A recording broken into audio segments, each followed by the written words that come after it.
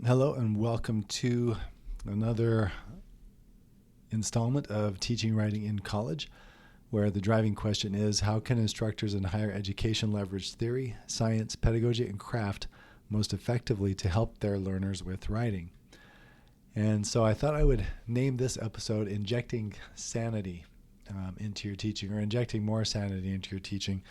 Over the winter break, I had a lot of in-depth discussions with ChatGPT about how to help my very old, about 16, 17-year-old printer become wireless or be used wirelessly with the Raspberry Pi. And so I went through lots and lots of details on that, and it's something that I've been doing for years. I followed tutorials online, and I was having a lot of trouble with the printer. So I thought I would turn to ChatGPT, and it helped me set it up, and it did a good job of that. One thing that it kept saying was that it could help inject some sanity into what I was doing by helping me keep it simple and stuff like that. And it turned out that the printer, I think, is really just kind of on its last leg. It's a printer that I bought actually when I was graduating from ASU with my PhD, and I needed to come up with some copies of my dissertation, to go to the library and to the English department or wherever. So I needed a few copies to be bound. And when I went to the copy shop, it turned out it was going to be a couple $100, if I remember correctly. And I thought to myself, well, maybe I could buy a printer for that. And so I did. I was able to buy this printer way back in 2009. And it has lasted for a really long time. And it didn't have any wireless capability at all. But I got, for that money, I got not just, printouts of my dissertation so they could be bound, but I also got a printer, and it lasted a long time. And so for a long time, I used it wirelessly with an Apple Airport Express, which worked really well, but that became obsolete. And eventually I turned to the Raspberry Pi because, in my family, we use the printer for various little things. From time to time, and we have different devices, and sometimes it's really convenient to be able to print something from the phone. So the Raspberry Pi has worked, and I've always had to kind of fiddle with it a little bit to make it work correctly, but it just kind of gave up. And I think it's just the printer just has some problems electrically. So ChatGPT did the best that it could to help me with that little bit of insanity. But I thought about, just teaching writing and injecting sanity into teaching. And I felt like I made some good headway with the previous episode about having students do some of their own writing in class, which I felt worked really well. I could see, their writing in there a lot more than I expected. I really thought that was a success on my part and their part. And I thought also that I could talk about that on the assessment side, because I do feel like I also saw some success just in terms not of the teaching side, but the assessment side. Let's see. So some of the keys. One key from before was that I was talking about student learning, and I was making my intentions transparent, and just kind of AI as transparent as I could, talking with students about it, which I thought was really helpful. Another important key was having a set of well-defined writing strategies, mainly just rhetorical strategies and genres. Some of the genres are large, some of them are small. Some genres are for an entire assignment, some are just for practice in class.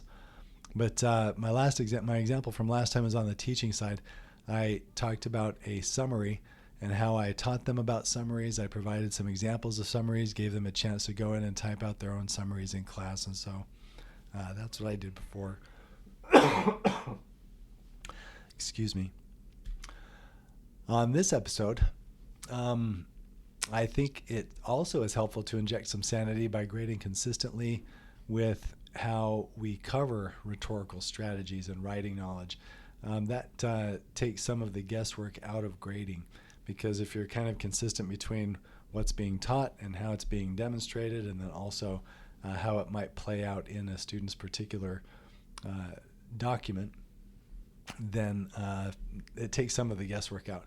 And another important thing I think to remember is that just because AI is embedded in technology nowadays, there's an expectation to use it, especially in the outside world. I keep hearing that.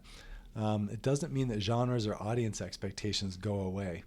And I think it's important to remember that, simply because, students need to still kind of understand how writing works so that they can use AI in a way that's going to benefit them in the future. I just keep going back to a friend of mine who talks about using AI to help automate some reports that he has to write on a regular basis. And he still has to be in control of that information. The report still has to be a report that's still going to serve the function that it was serving before AI in the context in which my friend is using it. And so those things don't simply go away. Genres don't simply change. I think it would be interesting. Maybe I'll try to speculate about this at the end of this episode, but it may be interesting to see how AI might eventually sort of influence genres and kind of change the way that they work, because we know that genres just exist in a big ecosystem and they do change over time. But there's still, if something's being used for a particular purpose, there are still going to be some expectations tied to it that need to be met for the audience. And so that's an important thing to consider. And so I think what I'm going to talk about here next will help demonstrate that. So like I've said before, I think a key to teaching writing is teaching a robust set of rhetorical tools that can be adapted across contexts. And so the tool might be kind of an abstract tool that gets used, but it can be adapted in various ways, and it's going to play out differently in various genres and contexts with various audiences. And over here on the right-hand side of the screen, I have this screenshot of the entry for evidence from Teresa Enos's Encyclopedia of Rhetoric and Composition. This entry was written by Julie M. Farrar, and I think it's a really good one. So I like to use it in my classes, because evidence and support, that's always a part of writing, and so I like to talk about it in a way that can that lends itself to adaptation, and I think this does a really good job. So just kind of in the middle of this, one thing that I talk to my students about with evidence is the mere presence of information does not constitute evidence. The informative statements must be accepted as evidence by an audience and believed by it to be relevant to the claim at issue. And so there, different audiences are going to have different expectations for different reasons when it comes to evidence.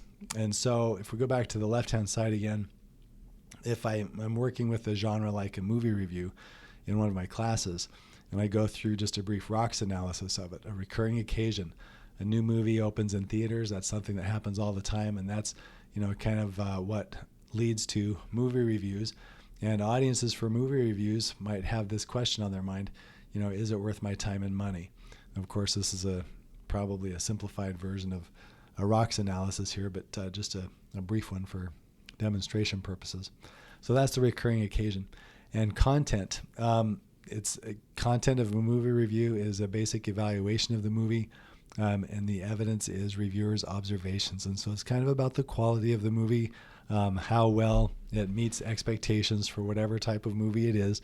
And so it also has some structure. Continuing with the rocks analysis here, it's going to be structured around standards or criteria for what makes a good movie of various types. So what makes a good comedy, for example, or what makes a good drama, or whatever the type of movie happens to be, or thriller, whatever it is. And so it's going to involve these standards, I guess I should say, for whatever kind of movie it is. Maybe it has to do with character development, maybe it has to do with special effects, or the storyline, or whatever it is. And the style is often conversational or somewhat informal for movie reviews. Usually they're written for popular consumption. I've noticed sometimes movie reviews can be kind of wonky in the sense that somebody really kind of digs into the details there with kind of the heavy-duty background knowledge that movie reviewers sometimes will express in their reviews. One thing I try to do with my students, just on that note, excuse me, I apologize, I'm still getting over an illness here.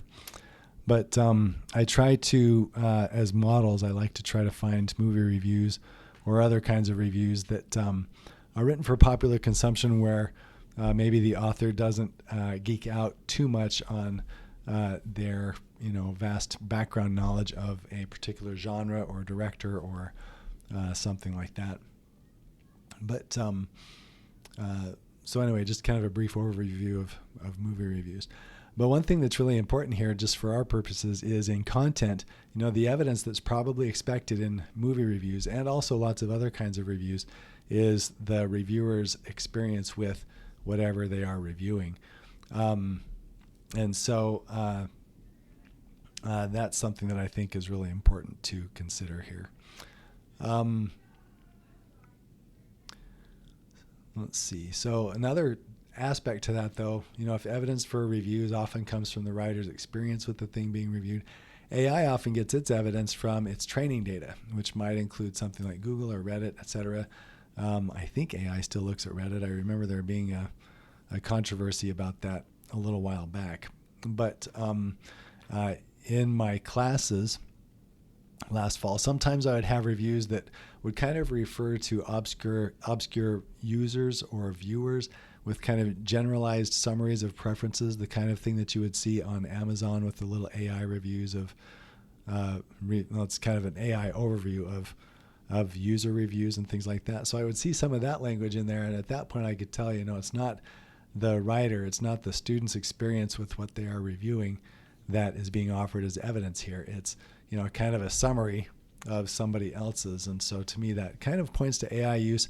But also, to go back to injecting sanity into my grading, it didn't necessarily matter. What matters is, whether evidence was used in a way that might be expected in a review. And so that's how I would kind of approach assessment there.